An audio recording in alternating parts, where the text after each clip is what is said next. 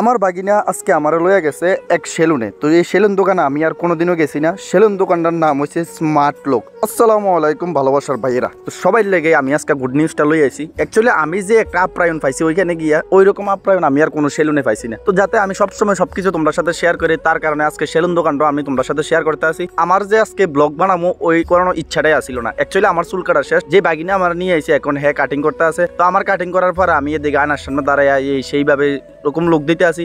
আর চুল কাটার পরে যে ভাইয়ের যে একটা বডি ম্যাসাজ দিছে ভাই, এই বডি ম্যাসাজটা অন্যান্য দোকানে আমি কোনোদিনও পাইছি না। তো সবার আগে দোকানের কালেকশনগুলা একটু তোমরা চেক করো।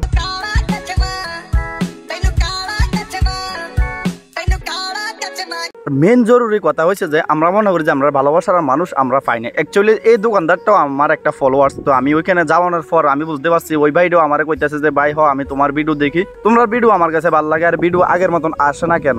তো আমি কইলাম যে আমার যে একটা টিম আছিল টিমের মধ্যে একটু প্রবলেম চলতেছে, তার কারণে আমার ভিডিও আগের মতন আইতে আসে। তারপর চুল কাটার শেষে ভাই আমার সাথে একটা সেলফি নিল, আর সেলফি নেওয়ার পর এখান থেকে বাড়িয়ে গেছি। আর লোকেশনটা কোনখানে আবার কইতেছে, লোকেশনটা হয়েছে যে মাসিমা মধ্যবাজারের রাস্তার পূর্ব সাইডে দুতলার মধ্যে ভাইয়ের দোকানটা। তো যারারে আসার ইচ্ছুক অবশ্যই আইবা, আইয়া ওই ভাইয়ের দোকানের মজা নিবা। তো লোকেশন তো কইয়া দিছি। তো তারপরে ভাইয়ের সাথে কথাবার্তির পরে দোকান থেকে নামিয়া গেলাম। নামিয়া আমি আমার বাইকে ঘুরে আইছি, বাইকে উঠলাম। বাইকে উঠতে যাতে এখানে চুল কাটা শেষ, আর কোনো দেরি করতাম না। তারপর আমি বাইকটা নিয়ে সোজা বাড়িতে পড়ছি।